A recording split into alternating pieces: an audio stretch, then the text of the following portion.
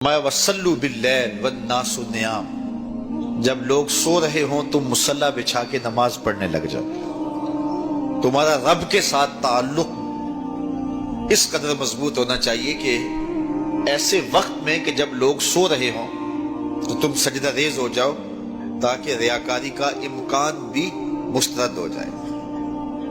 تو یہ چار کام جب تم کرو گے، رسول کریم نے ارشاد فرمایا تدخل الجنہ بالسلام، جنت میں سلامتی سے داخل ہو جاؤ۔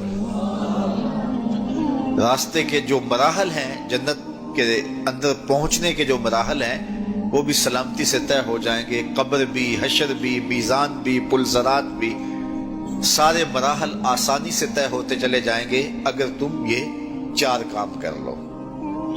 ان تین کاموں کا تعلق ہماری معاشرتی زندگی سے ہے، اور رات کی تنہائیوں میں مصلی بچھا کے نماز پڑھنا، اس کا تعلق جو ہے وہ ہماری نجی زندگی سے ہے، اور وہ جتنی تنہائی میں ہو اس قدر ہی اللہ کی رحمتیں زیادہ اترتی ہیں۔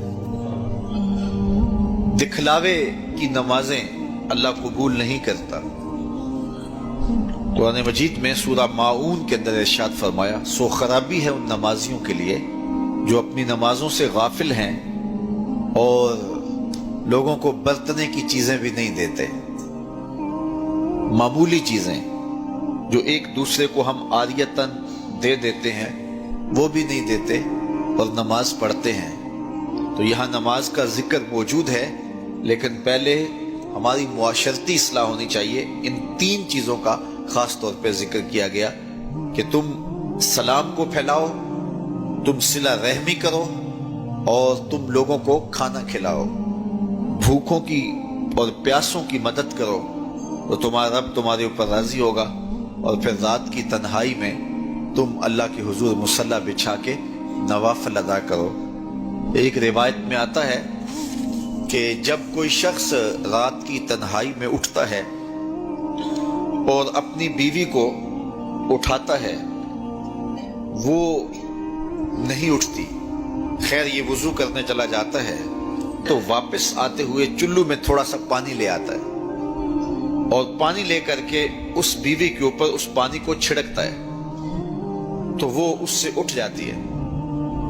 تو یہ مصلی بچھا کے نوافل پڑھنے لگ جاتا ہے، اور وہ بھی اٹھ کے وضو کرتی ہے، اور پھر وہ آتی ہے تو یہ نوافل پڑھ رہا ہوتا ہے، چارپائی کی دوسری سمت مصلی بچھا کے وہ بھی نوافل پڑھنے لگ جاتی ہے۔ حدیث میں آتا ہے جب وہ دونوں نوافل پڑھنے لگ جاتے ہیں رب مسکراتا ہے، اپنی شان کے مطابق رب مسکراتا ہے کہ میرے بندے کس طرح مخلوق سے چھپ کے میرے حضور سجدہ ریز ہیں۔ تو راتوں کی تنہائیوں میں جب لوگ سوئے ہوئے ہوں تو اس وقت سجدے کا ویسے لطف بھی اپنا ہی ہوتا ہے، چونکہ کوئی دیکھ رہا ہو تو کئی طرح کی باتیں ذہن میں آئی جاتی ہیں، لیکن تنہائی ہو، اندھیرا ہو، کوئی دیکھ نہ رہا ہو تو پھر اس کا اپنا لطف ہوتا ہے، اور سحری کے وقت اٹھ کے نماز پڑھنے کا سرور بھی اپنا ہے۔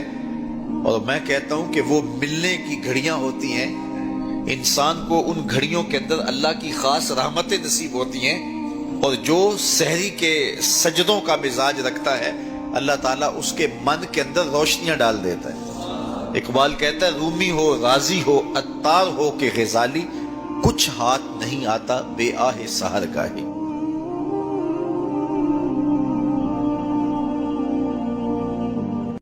دین کی بات پھیلانا صدقہ جاریہ ہے۔ ثواب کی نیت سے ویڈیو کو شیئر ضرور کیجیے۔ جزاک اللہ۔